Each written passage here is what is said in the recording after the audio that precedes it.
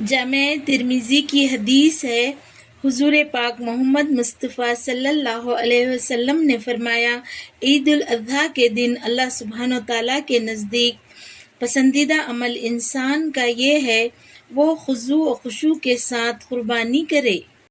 حیدرآباد دکن چارمینار خصوصاً پرانے شہر میں بقر عید یعنی قربانی کے عید کے دن بریانی، شامی کباب جس نے نہیں کھائی سمجھ لو وہ ایسا ہے جیسے کرکٹ کا میچ اسٹیڈیم میں نہیں بلکہ ٹی وی پر دیکھا ہو۔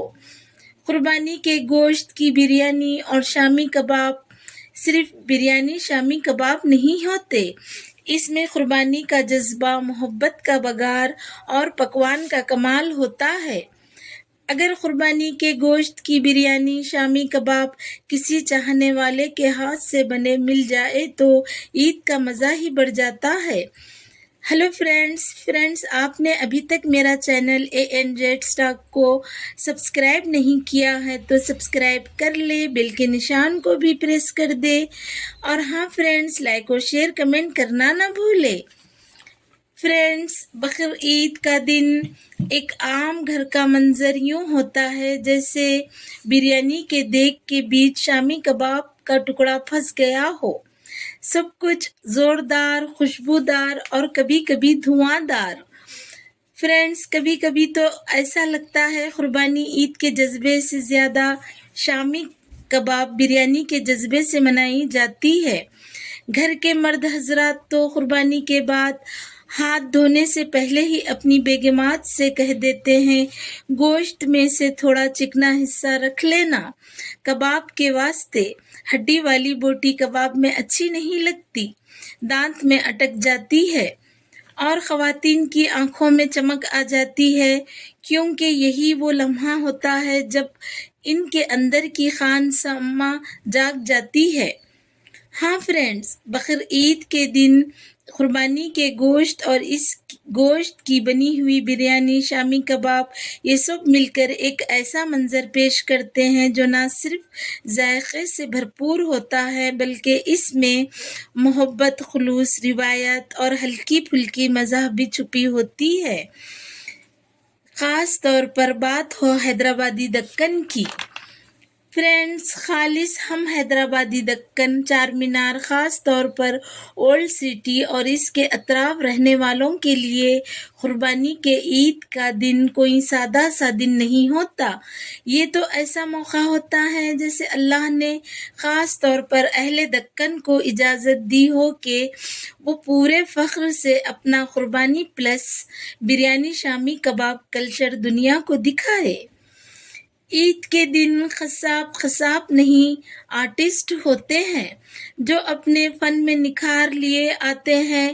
یہی نہیں، اب تو کچھ گھر کے مرد حضرات بھی اس فن کو عید کے دن اپنا لیتے ہیں اور بدلے میں کچھ کے حصے میں واہ واہی آتی ہے اور کچھ ہاسپٹل کا رخ کرتے ہیں تاکہ اپنے زخموں کی مرہم پٹی کرا سکے۔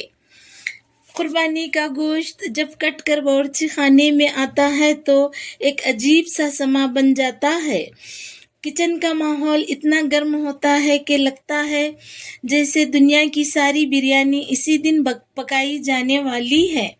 ادھر امی کی آواز آتی ہے، ارے بچیوں، کلیجی میں مسالہ لگایا کہ نہیں، اور وہ ران کا گوشت دم والی بریانی کے لیے رکھ دینا، سب کچھ نہ خورما میں ڈال دینا جیسے پچھلی بار کیا تھا۔ ہر گھر میں گوشت کے آفیشیل استعمال پر بحث چھڑ جاتی ہے۔ ایک طرف وہ خالہ جنہیں صرف بون لیس گوشت پسند ہے، دوسری طرف وہ پھوپھی جو کہتی ہے آئے ہائے ہڈی نہ ہو تو مزہ ہی کیا۔ بغیر ہڈی کے گوشت ایسا لگتا ہے جیسے کسی ڈاکٹر نے ڈائٹ پلان دیا ہو۔ حیدرآبادی بریانی قربانی کے گوشت سے بنتے ہی اپنا خاص مقام حاصل کر لیتی ہے۔ امی، تائی، چاچی سب کی بریانی ایک ذائقہ رکھتی ہے اور سب کی یہی کوشش ہوتی ہے کہ ان کی بریانی کو مس یونیورس کا خطاب مل جائے۔ امی بولتی ہے ہماری بریانی میں وہ خوشبو ہے جو صرف کھانے پینے کے شوقین ہی پہچان سکتے ہیں۔ فرینڈس چاچی کہاں چپ رہتی، وہ بھی جواب میں کہتی ہاں ہاں، خوشبو تو فنائل کی بوتل میں بھی ہوتی ہے۔ بریانی کا معیار تو زعفران اور گوشت کی نرمی سے پتہ چلتا ہے۔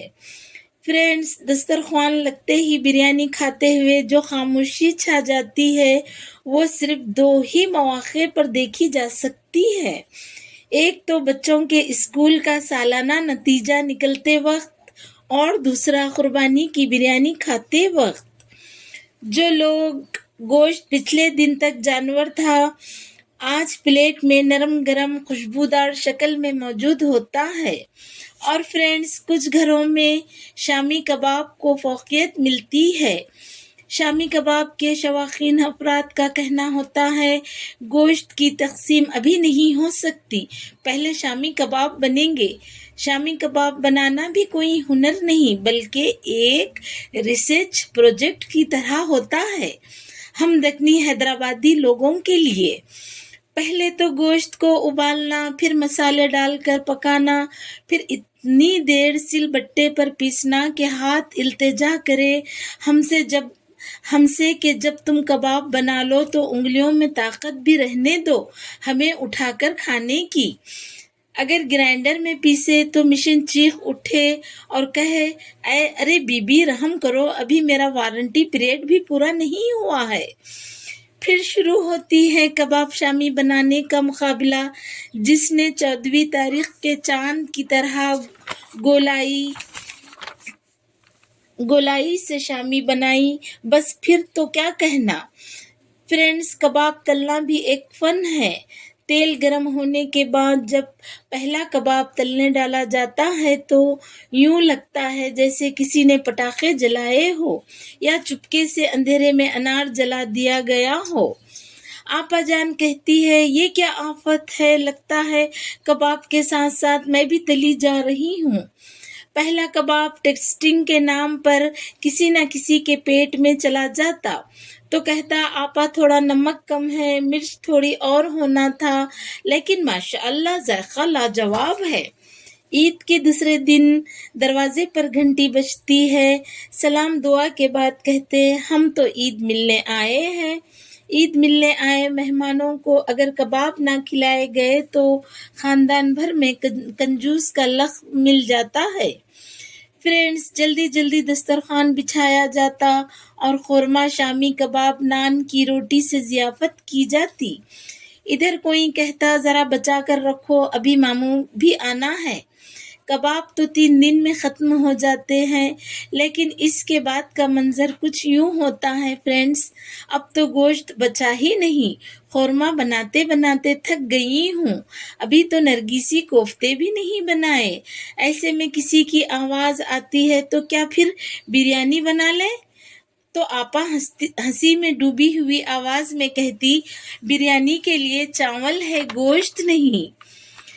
فرینڈس بقر عید یعنی قربانی کے عید کا دن ہمیں یاد دلاتا ہے ایمان اور ایثار ہمارے ایمان کی پہچان ہے، اور انشاءاللہ تعالی روز قیامت تک اہل ایمان میں یہ جذبہ باقی رہے گا۔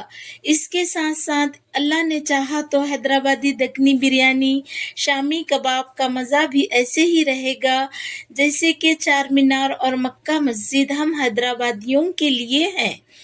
فرینڈس آپ نے میری اس ویڈیو کو دیکھا سنا، جس کے لیے شکریہ۔